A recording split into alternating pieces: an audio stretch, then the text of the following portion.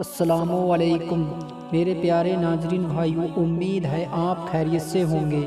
آج کی اس اسٹوری میں حضرت حبیب اجمی رحمۃ اللہ علیہ کے حالات و مناقب پر بیان فرمائیں گے۔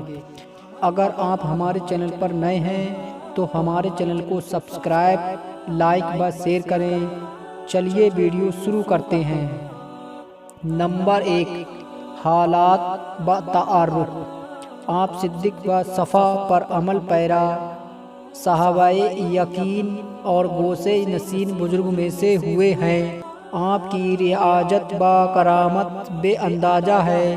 ابتدائی دور میں آپ بہت امیر تھے۔ اہل بصرہ کو سود پر قرض دیا کرتے۔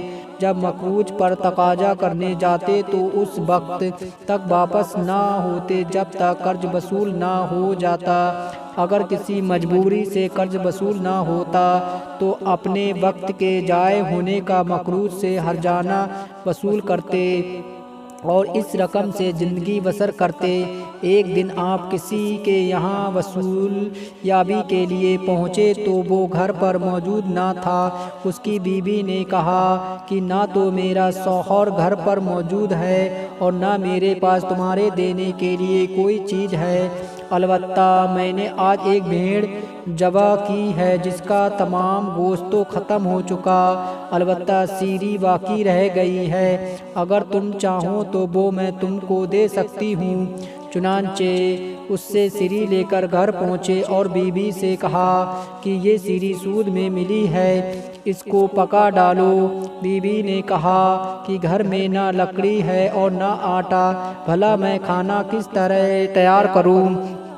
آپ نے کہا کہ میں ان دونوں چیزوں کا بھی انتظام مخروج لوگوں سے سود لے کر کرتا ہوں۔ سود ہی سے یہ دونوں چیزیں خرید کر لائے۔ لیکن جب کھانا تیار ہو چکا تو ایک سائل نے آ کر سوال کیا۔ آپ نے کہا کہ تیرے دینے کے لیے ہمارے پاس کچھ نہیں ہے، کیونکہ اگر تجھے کچھ دے بھی دیں تو اس سے تو دولت مند نہ ہو جائے گا، لیکن ہم مفلس ہو جائیں گے۔ سائل جب مایوس ہو کر واپس چلا گیا تو بیوی نے سالن نکالنا چاہا، لیکن وہ سالن کے بجائے خون سے لبریز تھی۔ اس نے شوہر کو آواز دے کر کہا کہ دیکھو تمہاری کنجوسی اور بد وقتی سے یہ کیا ہو گیا ہے۔ آپ کو یہ دیکھ کر عبرت حاصل ہوئی۔ بیوی کو شاہد بنا کر کہا کہ آج میں ہر برے کام سے توبہ کرتا ہوں۔ یہ کہہ کر مخروج لوگوں سے اصل رقم لینے اور سود ختم کرنے کے لیے نکلے۔ راستے میں لڑکے کھیل رہے تھے، انہوں نے دیکھ کر بچوں نے آواز کسنا شروع کیا کہ الگ ہٹ جاؤ، حبیب سود خور آ رہا ہے، کہیں اس کو قدموں کو خاک ہم پر نہ پڑ جائے اور جیسے بد وقت بن جائیں۔ یہ سن کر آپ بہت رنجیدہ ہوئے، حسن بصری کی خدمت میں حاضر ہوئے۔ حسن بصری کے خدمت میں حاضر ہو گئے۔ انہوں نے آپ کو ایسی نصیحت فرمائی کہ بے چین ہو کر دوبارہ توبہ کی۔ جب واپسی میں ایک مخروج شخص آپ کو دیکھ کر بھاگنے لگا تو فرمایا کہ تم مجھ سے مت بھاگو، اب تو مجھ کو تم سے بھاگنا چاہیے تاکہ ایک عاصی کا سایہ تمہارے اوپر نہ پڑ جائے۔ پھر جب آپ آگے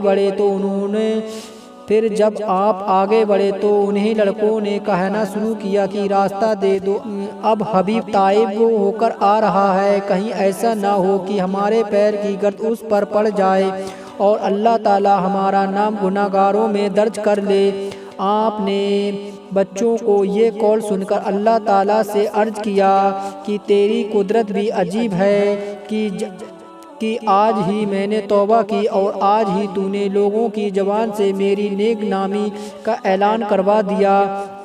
اس کے بعد آپ نے منادی کرا دی کہ جو شخص میرا مخروج ہو وہ اپنی تحریر اور مال واپس لے جائے۔ اس کے علاوہ آپ نے اپنی تمام دولت راہ مولا میں لٹا دی۔ جب کچھ باقی نہ رہا تو آخر میں ایک سائل کے سوال پر اپنا کرتا تک دے دیا اور دوسرے سائل کے سوال پر آپ نے اپنی بیوی کی چادر بھی دے دی۔ اس کے بعد دونوں میاں بیوی تقریباً نیم برہنہ رہ گئے۔ پھر ساحل فرات پر ایک عبادت خانہ تعمیر کر کے عبادت میں مشغول رہے۔ یہ معلوم بنا لیا تھا کہ دن میں تحصیل علم کے لیے حسن بصری کی خدمت میں پہنچ جاتے ہیں اور رات بھر مشغول عبادت رہتے، چونکہ قرآن شریف کا تلفظ اپنے صحیح مخرج کے ساتھ ادا نہیں کر سکتے تھے، اسی لیے آپ کو اپنی عجمی کا خطاب دے دیا گیا۔ ایک مرتبہ بیوی نے کہا کہ کچھ نہ کچھ کام کرنا چاہیے، تو آپ مزدوری کرنے کے لیے گھر سے نکلے، لیکن دن بھر عبادت میں مشغول رہ کر جب گھر پہنچے تو بیوی نے سوال کیا کہ کیا لائے ہو؟ آپ نے جواب دیا، جس کی مزدوری کی ہے وہ بہت کرم والا ہے اور اس کے کرم ہی کی وجہ سے اسے اجرت طلب کرنے کی ضرورت نہ ہو سکی، لیکن اس نے خود ہی کہہ دیا کہ 10 یوم کے بعد جب تم کو ضرورت ہوگی تو پوری اجرت دے دوں گا۔ پھر جب وہ 10 دن کے بعد آپ کو خیال آیا کہ آج گھر پر جا کر کیا جواب دوں گا، ایک طرف تو آپ نے تصور میں غرق چلے جا رہے تھے اور دوسری طرف اللہ تعالیٰ نے ایک بوری آٹا، ایک ذبح شدہ بکری گھی، شہد اور 300 درہم ایک غیبی شخص کے ذریعے آپ کے گھر پہنچا دیے۔ ساتھ ہی یہ پیغام بھی دے دیا کہ حبیب سے کہہ دینا کہ آپ نے کام کو ترقی دے، اس کے صلہ میں ہم اس سے بھی زیادہ مزدوری دیں گے۔ چنانچہ جب آپ گھر کے دروازے پر پہنچے تو گھر میں سے کھانے کی خوشبو آ رہی تھی۔ اندر جا کر بیوی سے صورتحال دریافت کی تو اس نے پورا واقعہ اور پیغام آپ تک پہنچا دیا۔ یہ سن کر آپ کو خیال آیا کہ جب صرف 10 یوم کی عدم توجہی کی رعایت کا اللہ تعالیٰ نے یہ نعم البدل عطا فرمایا ہے تو اگر زیادہ دلجمعی کے ساتھ عبادت کروں تو نہ جانے کیا انعامات حاصل ہوں گے۔ چنانچہ اسی دن سے دنیا کو چھوڑ کر اس قدر درجہ عبادت میں غرق ہو گئے۔ آپ کی دعاؤں سے مخلوق کو بہت فائدہ حاصل ہوا۔ پیارے دوستو، اس کے آگے کا بیان ہم اگلی ویڈیو میں بتائیں گے۔ تب تک ہمارے اسلامک آل انڈیا نیٹ ورک چینل کو دیکھتے رہیے اور کمنٹ کر کے ضرور بتائیں یہ آپ کو واقعہ کیسا لگا ہے۔ ملتے ہیں اگلی ویڈیو میں۔